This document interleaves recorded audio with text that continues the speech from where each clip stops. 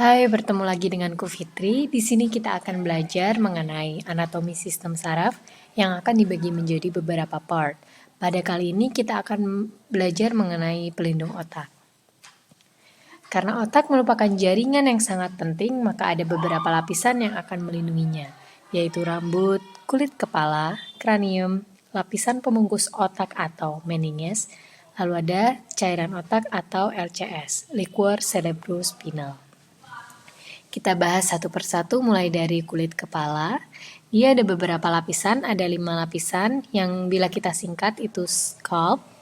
Untuk memudahkan itu ada kulit, jaringan ikat, lalu ada aponeurosis galea, yaitu aponeurosis dari musculus temporalis dan musculus frontalis, lalu ada jaringan ikat longgar, lalu ada periosteum. Nah, kita bisa lihat di sini ada kulit kepala, lalu ada subkutis, ini ada aponeurosis galea, lalu ada kranium, lalu ada lapisan pembungkus otak. Lalu ada kranium atau tulang tengkorak, dia memiliki 3 lapisan, ada tabula eksterna, lalu ada diploe, lalu ada tabula interna. Diploe ini yang seperti terumbu karang. Tabula eksterna itu yang di luar dan tabula interna itu yang di dalam. Lalu ada lapisan pembungkus otak, ada dura mater, arachnoidea mater, dan ada pia mater. Dura mater bisa kita sebut sebagai paci meninges. Paci berarti tebal, meningesnya lapisan otak tadi, ini adalah dura mater. Lapisannya tebal. Lalu arachnoidea mater dan pia mater bisa kita sebut sebagai leptomeninges. Lepto artinya langsing atau kurus atau halus, dia di sini melekat langsung pada jaringan otak. Lalu kita bahas satu persatu. Dura mater dia memiliki 2 lapisan, ada lamina eksterna atau endosteal dan lamina interna atau meningeal. Jadi yang eksterna ini dia melekat pada tulang. Nah, pada lamina eksterna dia melekat pada tulang dan perlekatannya bisa kita lihat ada di calvaria atau batok kepala, itu di linea mediana, lalu pada sutura dan percabangan dan pada tempat percabangan dari arteri meningea, di basis kranii, di crista galli, lamina curvosa dan lain-lain. Nah, bagian yang tidak melekat erat pada tulang tengkorak tadi akan menimbulkan adanya suatu ruang, yaitu kita sebut dengan ruangan epidural atau epidural space, di mana jika ada perdarahan di situ, darah akan menuju ke ruang epidural tadi sehingga terdapat kelainan hematoma epidural atau perdarahan pada ruangan epidural. Lalu lamina interna, seperti 2 lembaran kertas, ada lembaran kertas yang luar itu menempel pada tulang, yang dalam itu dia akan masuk ke dalam otak, dia akan membagi otak menjadi beberapa kompartemen, membagi ruangan di dalam tulang tengkorak tadi menjadi beberapa kompartemen, jadi dia akan membatasi seperti itu. Ada falx cerebri, tentorium cerebelli, falx cerebelli, diafragma sella, cavum trigeminal maculi. Nah, di sini ada falx cerebri. Ini yang ini. Nah, falx dia akan membatasi hemisfer. Seperti yang kita tahu, kita punya 2 hemisfer cerebri, dextra dan sinistra. Nah, dia akan membagi 2 tadi, memberi batas. Ini kan ada kranium ya. Lalu di dalamnya ada ruangan. Nah, tadi dura mater tadi punya 2 lamina, yaitu lamina eksterna dan interna. Yang eksterna akan menempel pada tulang tengkorak. Yang interna akan menuju ke dalam ruangan dalam kranium ini dan membagi ruangan itu menjadi beberapa kompartemen.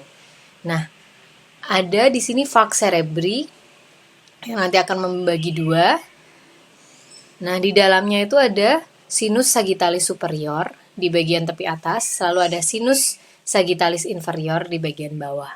Nah, perjalanannya dari frontobasal, dari depan basal bawah, dia melekat pada crista galli di sini, lalu mengikuti garis tengah dengan sutura sagittalis, lalu dia akan berakhir di protuberansia occipitalis interna. Di sini protuberansia kan adalah penonjolan. Pada os occipital, dia ada protuberansia occipitalis externa dan interna, dan dia menempel pada protuberansia occipitalis interna. Nah, dia akan menyatu pada tentorium cerebelli ini. Di sini tapi kita lanjut untuk melihat nanti tentorium cerebelli. Nah, ada tentorium cerebelli di sini. Tentorium itu berarti atap. Nah, dia ini merupakan suatu atap dari cerebelli, dari cerebellum. Dia akan membagi dari kompartemen kranium menjadi supratentorial di atas tentorium tadi dan infratentorial di bawah tentorium. Nah, dia memisahkan hemisfer cerebri yang bagian belakang dengan cerebellum. Dia juga memisahkan dari fossa cranii media dan fossa cranii posterior. Kita tahu di dalam kranium ada beberapa fossa ya. Ini anterior, media, posterior. Nah, dia ini memisahkan antara media dan posterior. Nah, mungkin di sini gambar ini lebih lanjut. Nah, ini adalah tentorium cerebelli. Di sini kan akan diisi oleh hemisfer cerebri. Nah, di sini ada cerebellum. Nah, atap dari cerebellum nanti berarti di sini dia. Tentorium cerebelli itu di sini. Nah, kita lihat perjalanannya dari processus clinoideus posterior. Nah, processus clinoideus, processus itu penonjolan. Nah, ini ada processus clinoideus anterior, ada juga yang posterior. Nah, dari sini dia akan mengikuti dari margo superior pars petrosa os temporal sampai ke sulcus sinus transversus os occipital. Nah, sini lalu ada yang namanya tentorial notch atau hiatus tentorial di sini. Nah, dia merupakan tepi anterior dari tentorium cerebelli, ini tepi anteriornya. Nah, tempat ini akan menjadi untuk menampung dari batang otak. Nah, tapi ketika nanti tekanan intrakranial meningkat, akan terjadi herniasi dari organ yang ada di atasnya menuju tentorial notch ini. Ya, nanti namanya hiatus. Ya, akan melewati hiatus tentorial ini. Kita lanjut dari falx cerebelli. Tadi falx itu membatasi, membagi dua. Nah, ada falx cerebelli. Setelah tadi kita tahu ada falx cerebri yang membagi dua hemisfer cerebrum. Nah, falx cerebelli ini akan membagi dua dari cerebellum. Dia di sini letaknya memisahkan kedua hemisfer cerebelli. Nah, dia akan melekat pada crista occipitalis interna. Nah, ini adalah crista. Ini. Lalu dia juga akan membungkus dari sinus occipitalis. Nah, lalu ada diafragma sela. Nah, seperti kita tahu ini ada sela turcica yang akan ditempati oleh hipofisis. Nah, diafragma sela ini akan menjadi atap dari hipofisis tadi yang akan ditembus oleh infundibulum. Infundibulum itu ini. Nah, ini lalu ada cavum trigeminal Meckelli. Di sini, nah dia ini ada ganglion Gasseri dari nervus trigeminus. Ada nanti di penjelasan video selanjutnya mengenai nervus cranialis. Nah, lalu setelah kita pahami tadi tentang dura mater, lapisan pertama bahwa dia memiliki dua lamina, ada lamina eksterna dan interna. Yang eksterna melekat pada tulang, lalu yang interna akan membentuk sekat-sekat di dalam ruangan kranium. Lalu lapisan kedua ini ada arachnoidea mater. Nah, dia ini tipis, pada lapisannya tidak memiliki perdarahan, beda seperti dura mater tadi, penuh dengan perdarahan. Nih, di sini ada sinus sagittalis superior, inferior pada lapisannya. Tapi di arachnoidea mater ini dia tidak memiliki perdarahan. Tapi di dalamnya, di bawah dari arachnoidea mater terdapat suatu ruangan. Terdapat suatu ruangan yang dinamakan rongga subarachnoid atau subarachnoid space. Di dalamnya itu ada trabekula, lalu ada vaskularisasi, ada serabut saraf. Nah, trabekula ini nanti akan ada liquor cerebrospinal atau cairan otak. Nah, rongga subarachnoid ini sempit tapi akan meluas di beberapa tempat yang nanti akan disebut sebagai sisterna. Pemberian namanya nanti sesuai dengan tempat jaringan atau jaringan otak yang di dekatnya.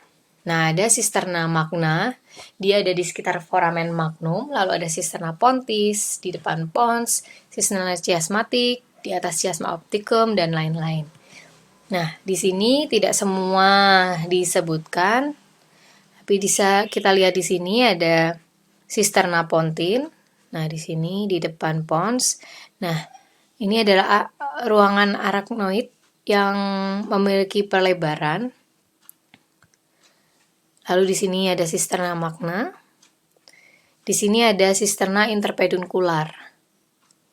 Dia tepat di atas peduncle dari otak.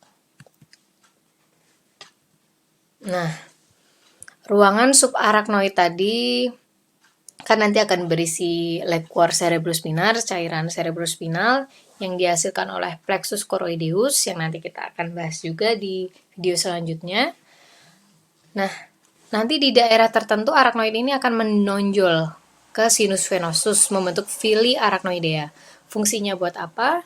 Untuk difusi cairan cerebrospinal ke aliran darah vena. Nah, kita lihat di sini. Nah, bisa lihat di sini. Ini yang kuning dura, di sini ada subdura, lalu di sini ada arachnoid, lalu ada subarachnoid. Di sini kita lihat ada granulasi, penonjolan ke atas. Nah, ini adalah sinus sagittalis superior. Nah, nanti di sini akan terjadi difusi dari LCS menuju ke vena. Nah, di sini penampakannya. Lalu ada pia mater. Pia mater intinya adalah lapisan yang paling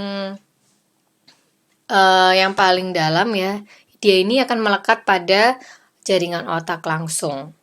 Nah, dia itu dia merespon terhadap reganan vaskular tapi tidak merespon terhadap rangsang mekanis. Lalu yang akan saya sampaikan lagi di sini, tadi ada 3 lapisan yaitu dura mater, arachnoidea mater, ada pia mater. Terdapat ruangan-ruangan tadi dari dura mater. Dura mater yang tidak melekat erat pada tulang, lalu ada yang kita kenal dengan ruangan epidural.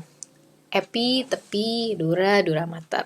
Lalu di bawahnya berarti ada ruangan subdura, sub di bawah. Jadi ada epidural space, ada subdural space, di bawah arachnoid berarti ada subarachnoid space. Lalu yang terakhir ada pia mater yang melekat erat pada jaringan otak. Kita bisa lihat di sini. Ya. Semoga bermanfaat. Jangan lupa like dan subscribe. Cheers!